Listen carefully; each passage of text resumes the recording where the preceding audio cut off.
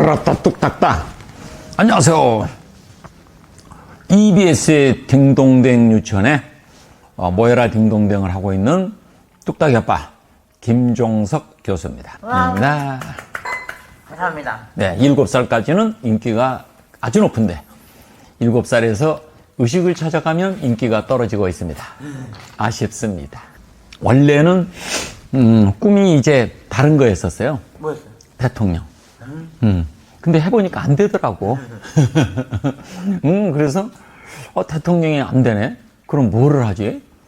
그래서 이것도 대통령이구나. 그래가지고 어린이 쪽으로 텔레비전에 하게 됐죠. 그래서 지금 25년간을 뚝딱이라는 아이를 키우면서 뚝딱이 아빠로 생활했더니 드디어 25년 만에 어린이 대통령이 됐지 않습니까? 맞아요. 꿈을 이뤘습니다. 영유아들은 이 지구상에서 행복한 삶을, 그리고 행복한 그 아이들의 성장 과정을 가져야 되는 아이들의 권리와 의무가 있어요. 나는 지구상에 있는 모든 영유아들이 늘 행복했으면 좋겠어요.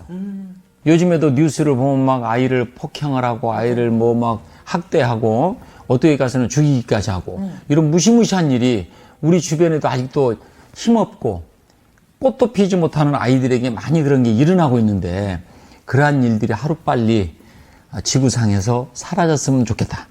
그렇게 나쁜 사람들은 사라져라 뚝딱. 원래 난 시골 출신이기 때문에 너무 가난했어요, 우리 집은. 이게 이제 시골에서 7명이 살았으니까 방 3칸에서 굉장히 가난한 생활하면서 꿈이 뭐겠어요? 그때 시골에서 가장 성공할 수 있는 방법은, 가장 돈을 벌 수 있고 행복 추구권을 가질 수 있는 것은 사법고시에 패스하는 거였어요. 그죠? 지금도 뭐 마찬가지일 수가 있지만 그때 당시는 그게 더 간절했거든. 그래서 제가 열심히 해가지고 고등학교 2학년 때 드디어 고시를 패스했어. 검정고시를. 검정고시를 패스하고 학교를 간뒀어요. 학교를 스탑을 하고 이제 그때부터 이제 사법고시를 준비했어요. 그랬는데 그 사법고시가 순탄치가 않았어요. 아, 그래요? 네, 그래서 너무 어려워서 그걸 한 2, 3년을 해봤더니 내 머리로는 안 되겠다라는 생각을 갖게 된 거예요. 늘 나는 어렸을 때부터 방향을 생각해요. 이 방향이 맞을까? 이 방향이 내가 선정을 했을 때는 열정과 집념을 가지고 거기를 파고 들어가야 되는데 이게 맞는 방법일까라는 그 고민 기간이 많았었어요. 그러다 그때 고민을 했던 것이, 고시 공부를 할 만큼 열심히 해서 다른 직업을, 그냥 내가 아무것도 없는 재능이 0이야. 근데 0인데 사법고시 준비한 만큼 열심히 해서 10년 후에 사법고시 패스한 사람과 내가 그 열심히 10년 동안 한 직업이 같을 게 뭐가 있을까? 그래서 그때 생각한 것이 바로 이 딴따라. 그래서 바로 방송 쪽에 들어오게 됐죠. 최고의 순간은 지금 이 순간이에요. 어린이 프로를 지금도 하고 있다는 거.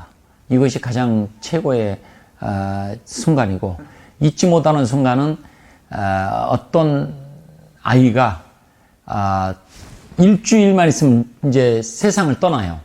그 아이가 뚝딱이 아빠를 보고 싶다고, 그래서 내가 거기를 병원을 갔어요. 초등학교 4학년쯤인데 이제 보니까 암이 거의 다 퍼져서 뭐 거의 이제 살 수 없겠구나라는 게 눈에 바로 보이는 그런 삶을 사고 있는 아이가, 내가 갔더니 눈을 이렇게 뜨더니 눈으로만 말을 해요. 그래서 너무 내가 그때 가슴이 아팠어요. 그렇게 이쁜 아이가 일주일 있다가 이제 저 세상을 간다는 걸. 그래서 거기서 내가 혼신의 힘을 다해서 30분 동안 마술, 재미있는 거, 이걸 다 보여줬어요. 그랬더니 고맙다고 눈을 막 깜빡깜빡 하더니 나중에 잠이 스르르 들더라고요. 그래서 잠이 들어서 저는 이제 빠져나왔어요. 그러면서 밖에 나와서 그 친구를 생각하면서 많이 울었었어요. 이렇게 세상이 의사도 많고 병원도 많은데 이렇게 이쁜 아이를 살릴 수 없다니, 그건 진짜 너무너무 가슴 아픈 일이구나, 이런 생각을 했던 것이 기억에 남아요. 아이들하고 이야기를 할 때 아이들하고 눈높이를 맞춘다 그러면서 서서 하면 안 돼요. 그 눈을 맞추는 게 아니고 그냥 위에서 아래로 바라보는 거예요. 눈높이를 맞춘다 이런 뜻은 뭐냐면 눈을 맞추는 거예요. 그럼 내가 무릎을 꿇고 그리고 아이하고 눈을 아이 컨택을 그래야 그것이 진정한 어린이들을 위하는 마음이 시작되는 거예요. 지금 뚝딱이 뭐 하는지 궁금해요? 네. 궁금하죠? 뚝딱이 집에서 똥 싸. 바로 똥 싸. 어른도 웃잖아요. 마찬가지예요. 아이들도 그러한 그 언어, 좋아하는 스타일, 좋아하는 포인트가 있어요. 예, 그래서 그런 걸 잘 제가 녹여서 아이들한테 선물했죠. 아이들은 누구든지 태어나면서 천재로 태어나요.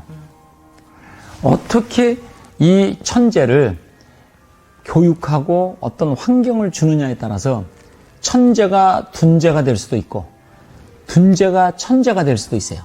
그렇기 때문에 영유아들의 교육 환경이나 아니면 생활 환경이 그만큼 중요하다는 얘기예요. 그죠? 아이들에게도 늘 이렇게 관심을 갖고 그리고 아이들이 행복하도록 환경을 만들어주고 그리고 어른들은 같이 놀아주고 그러면 이게 아이들이 좋아하게 되는 거예요.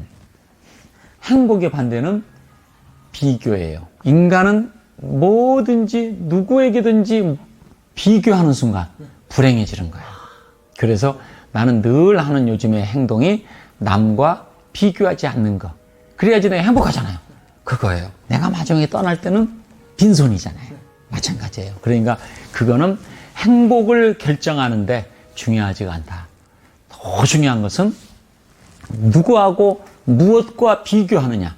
이것이 나를 행복을 하게 하든지 불행하게 하는지를 정해준다. 아무리 힘들었던 것도 지나가요. 아무리 행복했던 것도 지나가요. 그렇기 때문에 그 터널을 잘 견디고 나면 그것이 나중에 가서 큰 내가 성공하는데 발자취가 되는 거예요. 생각해봐요. 이재용 회장이 어디 가서 특강을 해. 그럼 할 얘기가 그 사람이 많이 있겠어요? 아니면은 거지같이 살다가 막 진짜 막 서울 역전에 가서 막 저녁에 자고 이런 사람이 돈을 엄청 벌었어. 이런 사람이 어디 가서 할 얘기가 많겠어요. 그러니까 나의 히스토리가 이렇게 만들어지고 있구나. 나의 힘들고 어려울 때 그렇게 생각하는 거야. 그래서 그 터널에 관련된 얘기를 다 기록해두면 좋아요.